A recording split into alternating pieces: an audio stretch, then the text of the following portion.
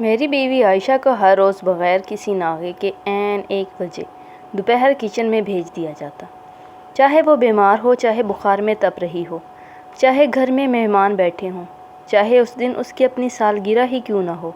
ٹھیک 1 بجے میری ماں کی آواز آتی، عائشہ جاؤ کچن سنبھالو۔ میں نے کئی بار پوچھا کہ آخر اس وقت کی کیا اہمیت ہے، مگر جواب ہمیشہ ایک ہی ہوتا، یہ پرانی رسم ہے، تم نہیں سمجھو گے۔ ایک دن میں نے فیصلہ کیا کہ آج پیچھا کروں گا۔ میں دبے قدموں کچن کی طرف بڑھا اور جو میں نے دیکھا اس نے میرے پاؤں تلے زمین نکال دی۔ کچن کا دروازہ اندر سے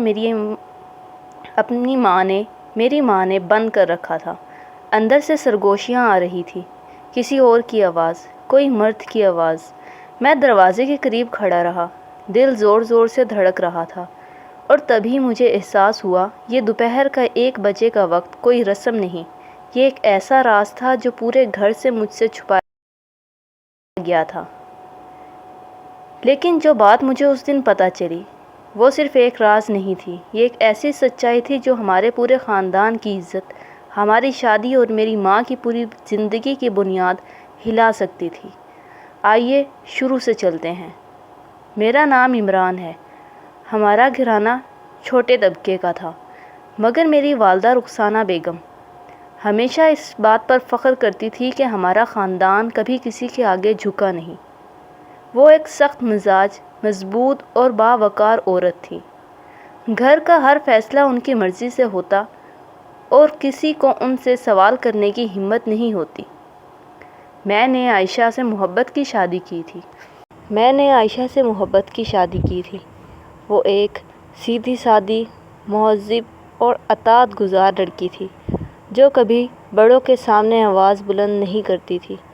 عائشہ کے شروع کے دن بہت خوبصورت گزرے، مگر آہستہ آہستہ مجھے کچھ عجیب باتیں محسوس ہونے لگیں۔ ہر روز عین 1 بجے میری ماں خود کچن کا دروازہ بند کر دیتی اور صرف عائشہ کو اندر جانے دیا جاتا۔ کچن میں کھانا ہمیشہ ضرورت سے تھوڑا زیادہ بنتا، جیسے کوئی اضافی شخص بھی کھانا کھاتا ہو۔ ایک دراز ہمیشہ تالے میں بند رہتی اور اس کی چابی صرف میری ماں کے پاس ہوتی۔ عائشہ کے چہرے پر ہر روز عین اس وقت گھبراہٹ کے آثار نظر آتے، جیسے وہ کچھ چھپا رہی ہو یا کسی چیز سے ڈر رہی ہو۔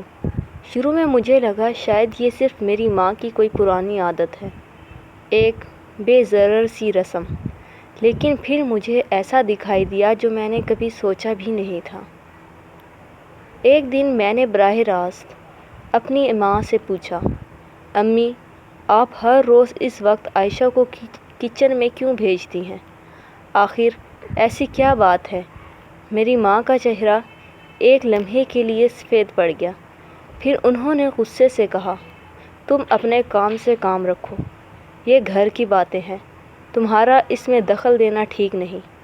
میں حیران رہ گیا۔ یہ غصہ نہیں تھا جو میں نے دیکھا، یہ خوف تھا، ایک ایسا خوف جو صرف کسی بڑے راز کے پیچھے ہو سکتا ہے۔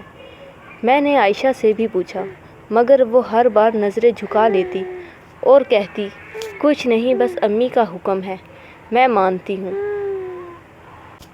لیکن اس کی آنکھوں میں ایک درد چھپا ہوتا، جیسے وہ کسی بوجھ تلے دبی ہو۔ محلے میں بھی باتیں پھیلنے لگیں۔ ایک دن ہماری پڑوسن نے میری خالہ سے کہا، اس گھر میں دوپہر کے وقت کچھ عجیب ہوتا ہے، ہم نے کئی بار ایک اجنبی آدمی کو پچھلے دروازے سے آتے جاتے دیکھا ہے۔ یہ سن کر میرا دل بیٹھ گیا۔ اجنبی آدمی ہمارے گھر میں، عین اسی وقت جب کچن کا دروازہ بند ہوتا۔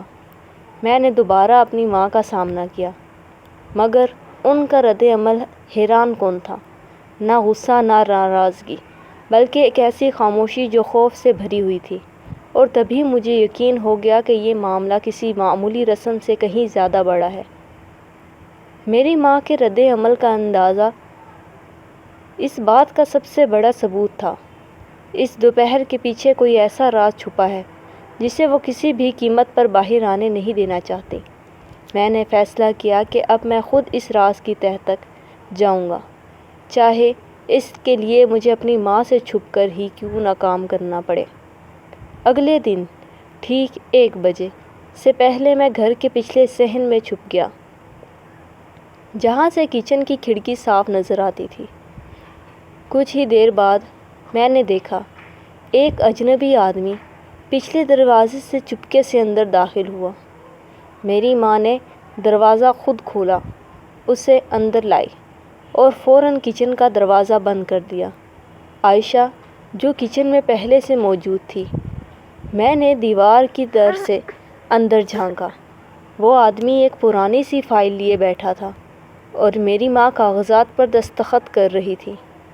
میں نے کچھ الفاظ سنے، اگلے مہینے کی رقم تیار رکھیے گا ورنہ یہ فائل تھانے پہنچ جائے گی۔ میرا دل زور سے دھڑکا۔ رقم، فائل، تھانہ۔ اس رات جب سب سو گئے، میں نے چپکے سے وہ تالے والی دراز کھولی جس کی چابی میری ماں نے ایک بار جلدی میں کھلی چھوڑ دی تھی۔ اندر ایک پرانی ڈائری اور کچھ کاغذات تھے۔ میں نے پڑھنا شروع کیا اور جو سچائی سامنے آئی اس نے میرا سر گھما دیا۔ برسوں پہلے میری ماں نے اپنی نند یعنی میری پھوپھی کے حصے کی زمین کے جعلی کاغذات بنوا کر اس کا حق مار لیا تھا۔ اس وقت کوئی نہ جان سکا مگر ایک شخص جو اس وقت پٹواری کے دفتر میں کلرک تھا، سب کچھ جانتا تھا۔ اب وہی شخص برسوں بعد میری ماں کو بلیک میل کرتا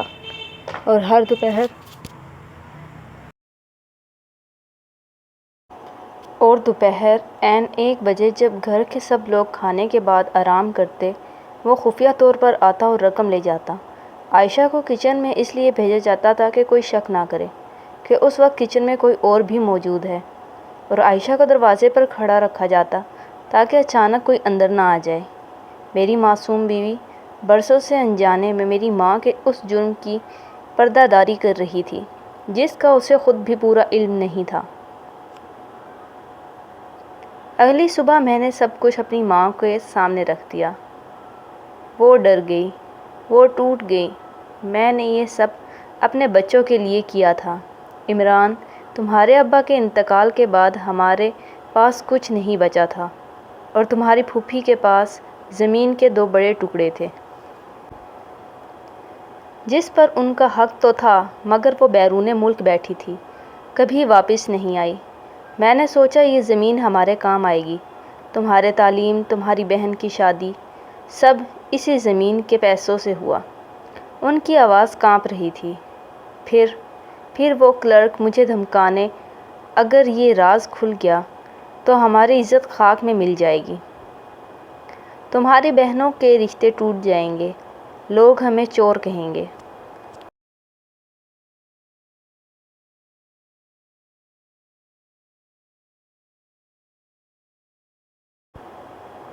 اس لیے میں نے یہ رقم چھپانی شروع کر دی اور عائشہ کو اس میں استعمال کیا، بغیر یہ بتائے کہ اصل بات کیا تھی۔ کبھی سوال نہ کرے، وہ بھی فرما بردار ہے۔ میں نے عائشہ کی طرف دیکھا، اس کی آنکھوں میں آنسو تھے مگر نہ غصہ تھا نہ شکایت، صرف ایک گہرا دکھ۔ اور وہ برسوں سے یہ سمجھتی رہی کہ شاید یہ اس کا کوئی امتحان ہے، کوئی خاندانی رسم جسے نبھانے میں نے فیصلہ کیا۔ اب مزید جھوٹ نہیں چلے گا۔ میں نے اپنی پھوپھی سے رابطہ کیا جو بیرون ملک مقیم تھی اور انہیں پوری بات بتائی۔ حیرت انگیز طور پر انہوں نے غصہ کرنے کے بجائے صرف اتنا کہا، مجھے پیسوں کی کبھی ضرورت نہیں پڑی، مجھے صرف یہ دکھ تھا کہ میری اپنی بھابھی نے مجھ سے یہ بات چھپائی، جھوٹ بولا۔ اگر وہ ایک بار مجھ سے بات کر لیتی، میں خود وہ زمین انہیں دے دیتی۔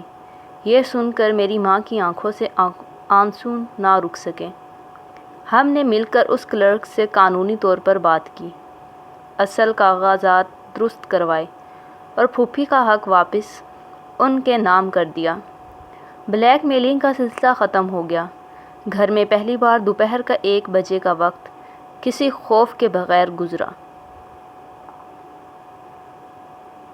اس دن مجھے سمجھ آیا کہ جھوٹ چاہے کتنی ہی نیک نیتی سے بولا جائے، وقت کے ساتھ ایک ایسا بوجھ بن جاتا ہے جو پورے خاندان کو دبا دیتا ہے۔ میری ماں نے اپنے بچوں کی بھلائی کے نام پر جو راستہ چنا اس نے سالوں تک ان کی اپنی روح کو چین سے سونے نہیں دیا، اور بے قصور عائشہ کو بھی اس گناہ کا حصہ بنا دیا جس کا اسے علم تک نہیں تھا۔ زندگی میں چاہے کتنی ہی مشکل کیوں نہ ہو، دوسروں کا حق مارنا اور پھر اس جھوٹ کو چھپانے کے لیے مزید جھوٹ بولنا انسان کو اندر ہی اندر کھوکھلا کر دیتا ہے۔ سچ سامنے آنے میں دیر ضرور لگتی ہے، مگر جب سچ سامنے آتا ہے تو سکون واپس لے آتا ہے۔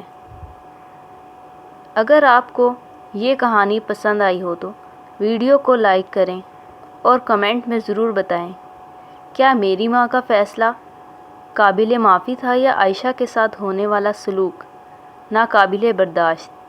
چینل کو سبسکرائب کریں تاکہ ایسی مزید سچی اور دل کو چھو لینے والی خاندانی کہانیاں آپ تک پہنچتی رہیں۔